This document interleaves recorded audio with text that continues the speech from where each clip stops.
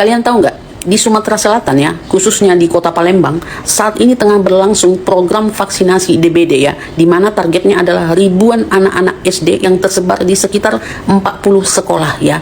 Dan kalian tahu nggak, setiap anak yang mau divaksin mendapat uang 350.000 ya. Dan ibu-ibu ya yang ikut sosialisasi vaksin ini juga mendapat uang 50.000. Ketika ditanya kepada Dinkes ya, itu uang untuk apa ya? Dinkes itu menjelaskan bahwa uang 350.000 itu adalah uang kompensasi, uang transport, bukan uang karena mau divaksin.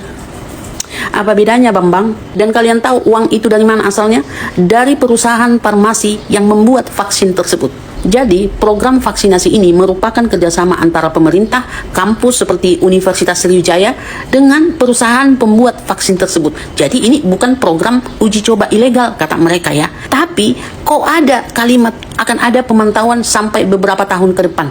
Kalau vaksinmu sudah aman ya, kalau vaksinmu dijamin aman, sudah teruji secara klinis, kenapa harus kau pantau lagi sampai beberapa tahun ke depan?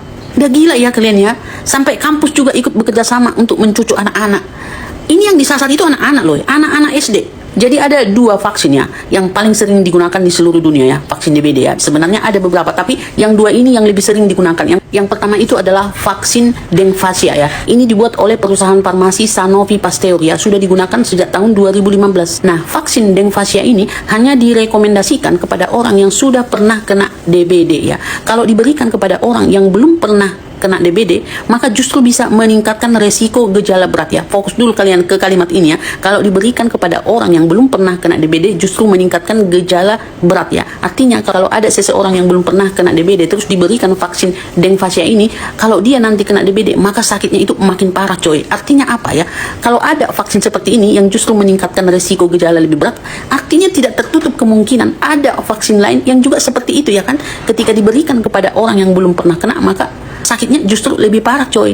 Nah, vaksin yang kedua itu adalah vaksin Qdenga. Aku nggak tahu cara bacanya, pokoknya Qdenga ya, seperti ini nih. Nah, vaksin ini dibuat oleh perusahaan farmasi Takeda ya. Sudah disetujui di beberapa negara ya, di beberapa negara doang ini ya, tahun 2022.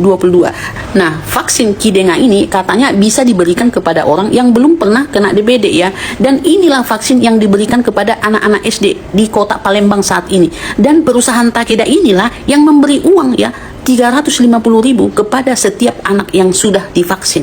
Pertanyaannya ya, perusahaan farmasi Takeda ini tentunya sudah mengeluarkan uang banyak, waktu banyak ya, energi yang banyak untuk membuat vaksin tersebut. Lah, tujuannya kan untuk mencari keuntungan ya. Mereka membuat vaksin itu ya bertahun-tahun, kemudian menjualnya tujuannya kan untuk mendapat keuntungan. Lah, kenapa mereka mau kasih duit 350.000 kepada anak-anak yang mau divaksin? Coba menurut kalian kenapa? Kalau menurut aku, karena mereka menjadikan anak-anak SD ini jadi kelinci percobaan, makanya mereka perlu memantau sampai beberapa tahun ke depan. Mereka mau melihat ya, apa efek sampingnya, apakah efektif, dan lain-lain. Jadi buat kalian ya, para orang tua yang punya anak-anak itu, bukalah pikiran kalian ya. Kita ini berkuar-kuar, nggak ada untungnya loh. Malah akun kita banyak di ban karena ngomongin vaksin ini ya, sering kena pelanggaran ya. Tapi kenapa kita terus berkuar-kuar demi keselamatan kita? Nggak ada untungnya. Kita ini bukan bajar yang anti vaksin, enggak. Kita itu hanya mau kalian itu sedikit membuka pikiran ya. Jangan hanya mendengar satu sisi, cari info-info lain biar pikiran kalian itu terbuka gitu loh. By the way, program vaksinasi ini sudah dimulai sejak Oktober 2025 dan sampai saat ini masih berlangsung coy, bahkan semakin digalakkan.